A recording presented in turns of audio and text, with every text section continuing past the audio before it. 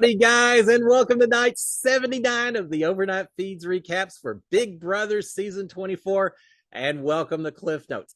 One more night. That's all we've got left in the Big Brother house. One more night. Then tomorrow, finale day, finale live TV episode. Turner, Monte, Taylor.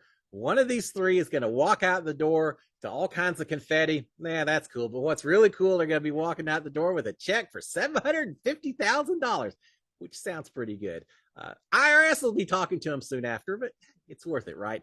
Yeah, we're almost there. I'm excited to finish this up to see who's going to win. We'll be talking a little bit about last night's TV episode, what happened during the day, what happened overnight, implications, predictions, etc. So let's get right into it. Now, as I mentioned, Monte and Taylor and Turner are our final three. We saw in last night's episode a lot of recap, rehashing. I normally don't like those episodes. It was all right last night. There was some fun stuff, especially like watching some of the kind of the more unscripted diary room sessions. Some of the people just acting silly in there and crying and all that. It's lots of things happen in that diary room. They certainly do. I wish we saw a little bit more of diary sessions throughout the season. That would be a lot of fun. But anyway, we saw a lot of that. But we also saw the beginning of part one of the HOH competition. Now, us live feeders, we know who won that thing. They didn't finish it up. They only started on a TV episode. So if you're not a live feeder, you won't know till Sunday. But we all know that the winner of part one of the competition was Turner. Yeah, Turner is guaranteed his place in that final competition to see who goes on to sit in front of the jury and make their plea for the title position and all of that. Let's talk about the competition itself, part one. I had heard, and I knew that was some kind of endurance spinning of some sort. I heard it involved hot dogs, perhaps. I can't say that I actually envisioned the way this thing was actually set up. Basically, soft mats, three giant, I guess they're not hot dogs, just hot dog weenies, three giant hot dog weenies sticking up out of the ground. Each house guest had to grab hold of one of the weenies. The thing starts spinning around, kind of bucking around a little bit, and all as well. And whoever stays on the longest wins the thing. Can I just say this competition, compared to my endurance spinning competition, which was my final four HOH, I like this one a lot more. Hanging on to those ropes during my season, I remember the crook of my arms, the worst bruises, blood circulation completely cut off, one of my arms purple from trying to hold on. That was a tough competition. I would have much rather been holding on to a hot dog weenie and letting that thing spin me around. But it is what it is. I like this competition. It looked a little bit more fair and reasonable to all three involved. Again, we haven't seen the end. I heard that Taylor may have come off pretty quick. We heard at one point during the evening, Monte or Taylor, I think, or Turner at one point said, yeah, as soon as I saw Taylor go off, I knew we were good. Either you or I were winning, either one was fantastic for us. So we saw the start of it. We haven't seen the finish of it. We'll see that on Sunday. So now that we've talked about Turner winning part one, let's talk about part two of the competition, because yes, they had that yesterday. Yes, they had it very early in the morning. The house guests were woken up about 7 o'clock or so, Big Brother time. Feeds cut out about 8 o'clock in the time. So they didn't even get a lot of time to kind of wake up and get themselves all focused and everything. They woke up at 8 o'clock, or they woke up 7. Feeds cut at 8 o'clock, which is really early considering how late all of these house guests were up after the eviction episode and all that. I think Monte was in bed by 2:30 or so. Taylor didn't get in bed until almost 4 o'clock. So she only got about 3 hours of sleep. And now you're doing a mental competition. That makes it tough. That just adds an extra little component of stress to everything. But eventually the feeds return around 10 o'clock or so, very much glued to the screen, trying to figure out who won this competition. And the house guests all go to bed. Talking about frustrating, because that meant I was just sitting there staring at a bunch of house guests sleeping for a little while. But eventually, I think an hour or so later, Monte gets up. He's coming back into the car bedroom. We see something like this. And then we see a little fist bump, which tends to suggest, and it was later confirmed, that Monte won part two of the competition. So we'll talk about that in a second. But what was the competition itself? They talked later about it, and it seems like it had something to do with license plates, with all the names of all the different competitions on it. And one at a time, you had to somehow zip line from somewhere to somewhere and place all these license plates in order. I assume chronological order of when they happened. Whoever did it the fastest won the competition. Now remember, this was only Monty and Taylor because Turner had already won part one. He didn't even compete. It was just the two of them. Apparently, Monty only won by 20 seconds. That seems like a very tight competition considering how much is on the line with that particular event. So we've got Monty and Turner in the final two. So what does this mean for Sunday? Well, Monty and Turner will be competing against each other in some sort of question and answer kind of event, probably live on Sunday night, with the winner guaranteed to advance the final two to get to talk to the jury, but also deciding which of the other two is going to go with them and sit in the other chair. So yeah, it's going to be fun. It's going to be interesting to see what Monty and Turner do. So let's talk about some scenarios. I think if Turner wins this final one, I think he takes Monty. I really do. If Monty wins, I think he takes Turner, but I think that's very much less certain. And I don't think it's guaranteed whatsoever, especially given that Taylor has about 36 hours to work on Monty and maybe convince him otherwise. But more importantly, either way, I don't think it matters to Taylor. I just don't think in this position that Taylor is going to be able to win Big Brother at this point. Now, it's happened before. There have been a very small number of seasons where someone who didn't compete in the very last HOH part of the HOH competition still got taken into the final two and won the entire thing. It's not many of them, and I just don't think it's going to happen this season for Taylor. I think if Monty wins his final competition, he beats Taylor or Turner, either one, with jury votes, and I think he does okay. I think 6-3, 7-2 kind of voting, perhaps. If Turner wins, I think he beats either, but I think he takes Monty with him. I think the votes could be incredibly close, like a 5-4 type decision. I think Turner could win just based on him taking Monty instead of the other way around. I think that'll come into play with the jury votes, but I think it's going to be incredibly tight. If Turner's the deciding factor and up there, if Monty is the one who makes the decision, I think Monty wins it going away. We're going to find out in about 36 hours, something like that. But anyway, so there's what I think is going to happen. But the main thing, I just don't think Taylor's going to win it at this point in time, having not won either of these first two competitions. So now that we've talked about the important stuff, let's talk about the live feeds as well, because there were a few things that were discussed that are worth talking about as we finish this thing up. First of all, we've got Taylor in the kitchen talking to the cameras, confirming what we have figured out, that she did not win the competition. She's thinking that the only way she really could win Big Brother was if she had been able to take herself into the final two. I agree with her. I think she's spot on all that. She's talking about how hard it's going to be to watch two guys battle out in the end, and then just having the hope that maybe one of them decides to take her with them to the final two. It's not the way she wanted to finish this up, and I get it completely. But keep this in mind. Even though she's feeling like she can't win, and I feel the same way, there's still a big difference in money between second place and third place. And we know that she is an amazing speech giver. So if she can make it up into that final two, there's no guarantees. I mean, we're making predictions, but there's no guarantee. She could still pull this thing out. Likely? No, I don't think so, but there's a possibility. But if for no reason other than the money alone, there's a lot of motivation for her to really be working on Monty for the next 36 hours and try to convince him that she is much better to take to the end than taking Turner. All right, so some conversations that took place. Primarily, when you've got three people left, if one person's in the diary room or taking a shower or in the bathroom or doing anything, you got the other two. Easy privacy to do a little talking, convincing, planning, campaigning, etc. So we've got Turner and Monty at this point. I guess Taylor must be in the diary room. So the two guys are talking to each other. Turner's telling Monty, saying, look, Michael and Brittany are going to give their votes to Taylor no matter what. No matter which of us is up there against Taylor, she's going to get votes from Michael and Brittany.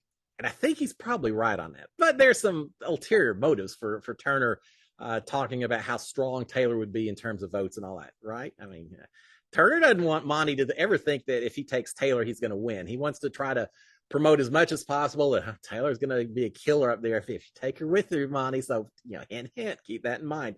So he's mentioning that Michael and Brittany will absolutely give their votes to Taylor. Turner's also saying, I think this jury's going to care much more about the social game than they're going to care about comp wins or anything else like this. Again, really working on Monty to make sure that, Dad, don't worry about me having won all kinds of stuff, Monty. It's more the social game. It's more Taylor's relationships that you got to worry about. Both of them are talking a little bit about Taylor and the fact that she had pitched a Final Four with Joseph and Michael and Brittany. So maybe not just Michael and Brittany, maybe Joseph as well would give Taylor a vote if she was up on the final two. Turner at one point eventually kind of just cuts to the chase and says, look, Monty, just in case there's any uncertainty, if I win this thing, I am taking you to final two. There's no ifs, ands, buts.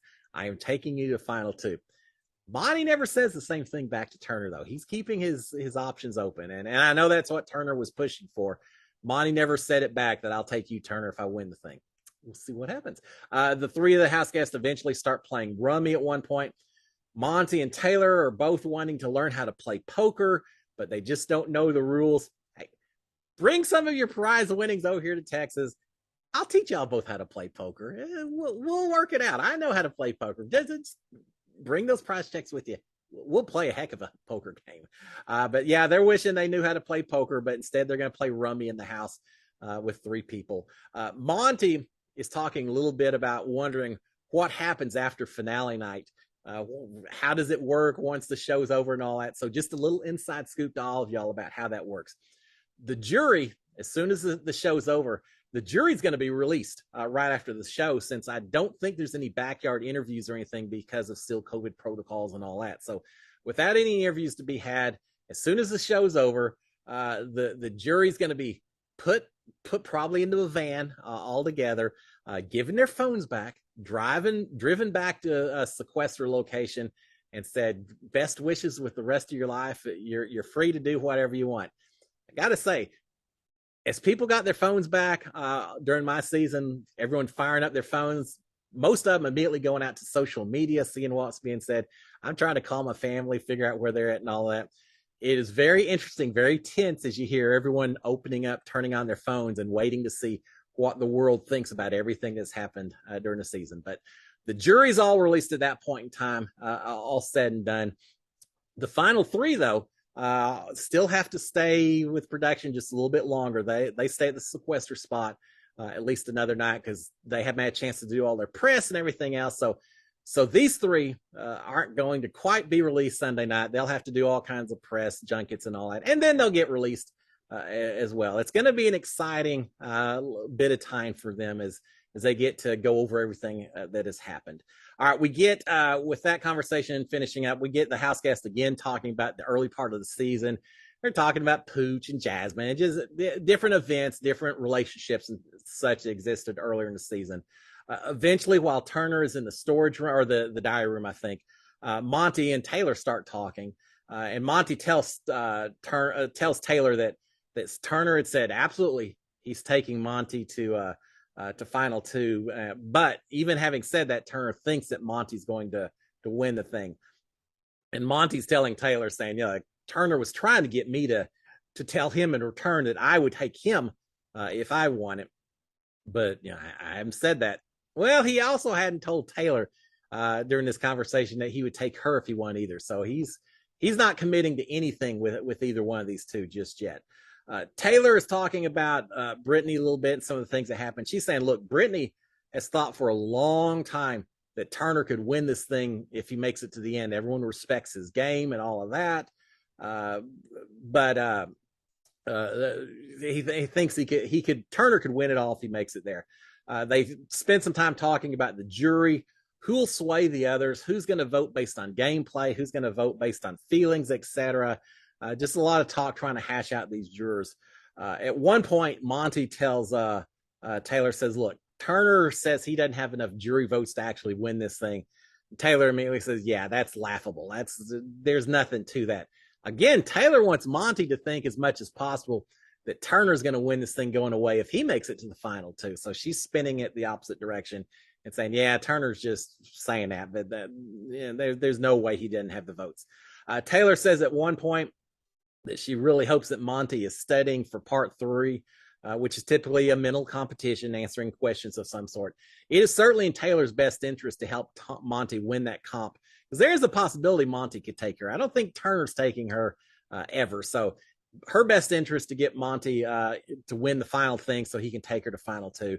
So they're going over competitions, vetoes. How many vetoes did people play in? They're also going over things in the house. How many of this is in the house? How many of this is in the house? What color is this and that? So they're trying to study as much as they can. Just an FYI, during my season, the final competition between Holly and Nikki was all questions about the memory board. What color shirt was one particular person wearing, which is hard to study when the pictures have already turned black and gray, but what color was a person wearing? Was the person next to some other person wearing glasses? Did they have facial hair? So lots of questions about the memory board, positions, clothing, things like that during my season. You never know what this final comp is going to be, but Taylor's helping Monty study as much as she can. Eventually, we get Taylor and Turner talking. We assume Monty's in diary room. Didn't see him go in there, but it's just Taylor and Turner talking. They're talking about jury members and who Turner might have with his vote, who absolutely won't vote for Turner. If Turner makes it to the final 2 and Jasmine casts a vote for Turner, my jaw's just going to drop. But who knows? Who knows what's going to happen? But they're talking a lot about that. I'm not going to go into detail about who thinks who the other one has each other's vote and all that, because they're just blowing smoke at each other. They're trying to both downplay their game to the other one, and it's just them playing the game as much as what they really believe. But eventually, we've got Taylor also helping Turner study different questions about vetoes and comps and things like that. Is that really smart? I get what Taylor's doing. She's helping Turner study as well, just on the off chance that Turner wins this thing, that maybe he'll feel a little closer to Taylor and maybe take her along as a final 2. I get that, but I almost feel like it's in Taylor's better interest to do everything she can to make sure Monty wins, because I just think there's so much more possibility that he takes her to the final 2 than Turner. Heck, Taylor maybe should be lying to Turner just a little bit, giving him some wrong information, and then later tell Monty exactly what she's done, that she's helped rig the game to help Monty win. You never know. Maybe it would work, right? But anyway, so she's helping Turner study to get as prepared as he possibly can for tomorrow night's competition. Later, we've got Turner and Taylor still talking.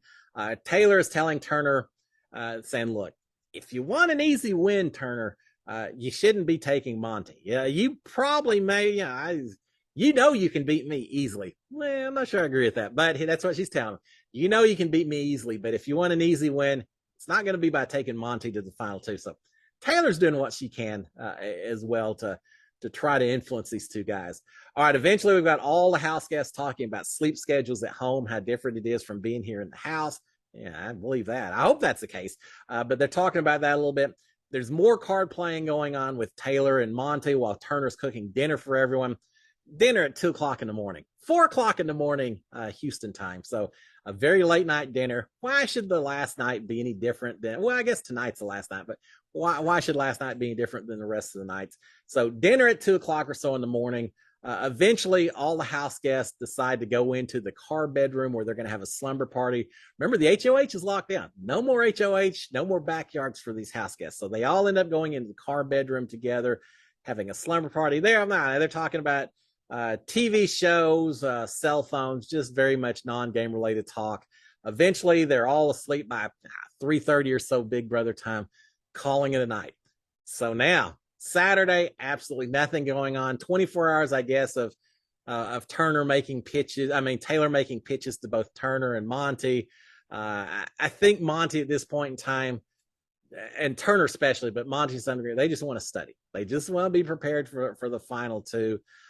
Taylor, I'm sure, is already rehearsing final 2. I'm sure all 3 of them rehearsing their final 2 speeches. There's going to be a lot of time spent in front of that memory wall, studying those house guests, trying to figure out what each of them may think is most important for their votes, and trying to figure out how they can possibly convince this jury, who all these 3 have had hands in evicting all of them, now convincing that jury why, even though we cut you, we want you to give us $750,000 now. So A lot of that's going to be taking place today. We'll see what else happens.